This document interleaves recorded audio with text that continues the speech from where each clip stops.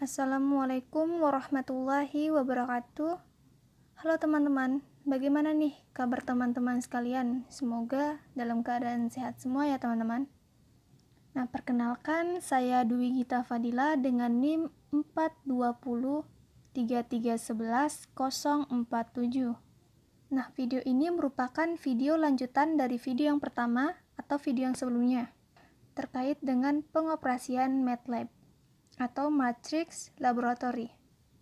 Nah, dalam video kali ini kita akan mempelajari mengenai matriks, perkalian matriks, kuadrat matriks, dan sebagainya.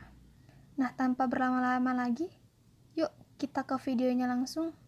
Nah, jadi yang pertama kita buat seperti video sebelumnya, bahwa dalam pengoperasian MATLAB kita wajib membuat clear dan CLC pada pendahuluan. Clear ini berguna untuk menghapus yang ada di workspace dan CLC berguna untuk menghapus yang ada di common window. Nah, selanjutnya yang pertama kita pelajari yaitu mengenai matriks. Nah, di sini matriks 2x2 ya teman-teman. Nah, kita misalkan variabelnya adalah A sama dengan 4, 6, 8, 10. Kemudian variabel B yaitu 1, 3, 5, 7. Oke, kemudian kita run. Nah, jadi 4 dan 6 ini merupakan berada pada baris pertama. 8 dan 10 merupakan pada baris kedua. Nah, ini merupakan matriks dengan ordo 2x2. Nah, selanjutnya yang B sama dengan yang A yaitu 1 dan 3 merupakan pada baris pertama. 5 dan 7 terdapat pada baris kedua. Dan di workspace terlihat bahwasannya variabel A 4, 6, 8, 10. B 1, 3, 5, 7. Oke, selanjutnya kita akan mempelajari mengenai perkalian matriks. Misalkan variabelnya adalah C sama dengan A dikali B. Kemudian ini kita kunci agar tidak keluar secara berulang. Kemudian kita run. Nah, jadi jika matriks dengan variabel A kita kalikan dengan matriks dengan variabel B, maka itu akan menghasilkan matriks 2x2 juga. Nah, maka menghasilkan 34 dan 54 pada baris pertama dan 58 dan 94 pada baris kedua. Nah, oke, selanjutnya kita akan mempelajari mengenai kuadrat matriks. Lalu bagaimana kuadrat matriks ini? Nah, kita misalkan D sama dengan A kuadrat. Ini kita kunci, kemudian kita run. Nah, jadi matriks dengan variabel A jika kita kuadratkan akan menghasilkan bilangan yang ada di common window ini, teman-teman. Lalu apakah A kuadrat ini sama dengan A dikali A? Nah, kita coba nih. A dikali A, kemudian kita perintahkan, lalu hasilnya 64, 84 pada baris pertama, dan 112 dan 148 pada baris kedua. Nah, ternyata ini hasilnya sama teman-teman dengan A kuadrat. Jika kita kuadratkan, maka hasilnya seperti ini, dan jika kita kalikan, maka hasilnya seperti ini teman-teman. Nah, A kuadrat ini merupakan penjabaran dari A kali A. Nah, maka hasilnya adalah sama teman-teman ya. Oke, selanjutnya kita akan membahas mengenai perkalian korespondensi 1-1.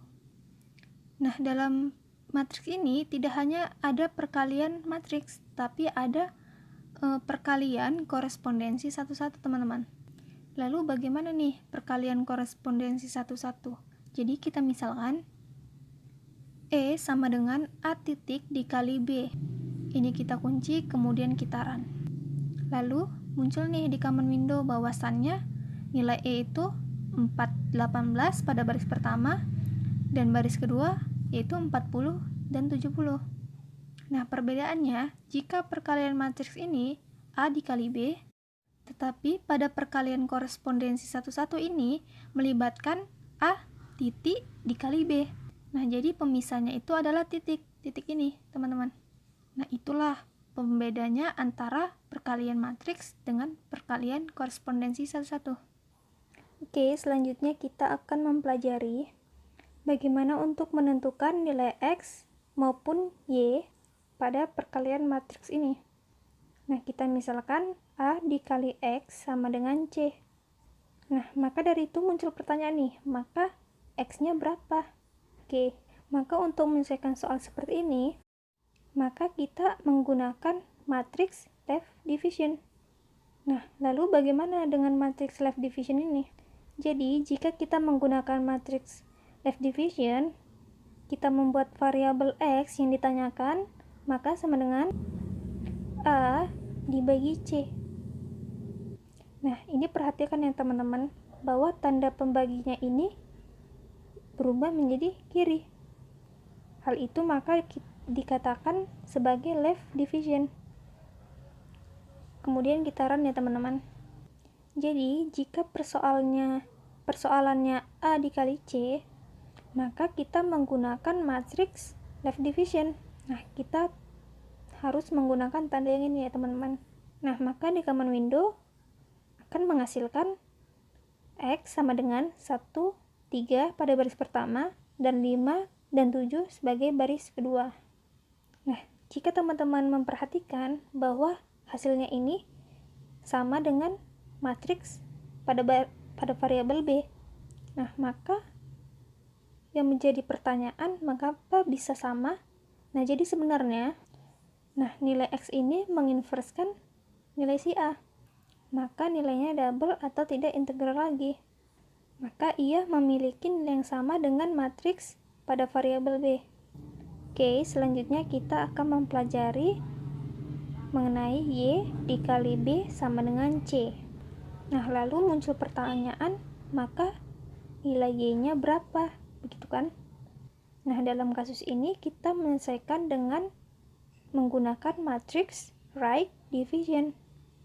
Lalu, bagaimana dengan matriks right division ini? Lalu, kita menggunakan Y sama dengan C dibagi B. Nah, jadi perbedaannya jika persoalannya seperti ini, maka pengerjaannya seperti ini. Nah, jika pengerjaannya seperti ini, persoalannya, maka penyelesaiannya seperti ini, yaitu C dibagi B, kemudian kita run. Oke, jadi hasilnya 4, 6, 8, 10. Nah, jadi jika teman-teman perhatikan lagi, hasil ini mempunyai nilai yang sama dengan matriks pada variabel A, yaitu 4, 6, 8, 10. Bedanya, jika kita menggunakan matriks right division ini, maka hasilnya akan memunculkan angka 0 double. Nah, mengapa demikian? Maka karena dia menginverskan nilai si B.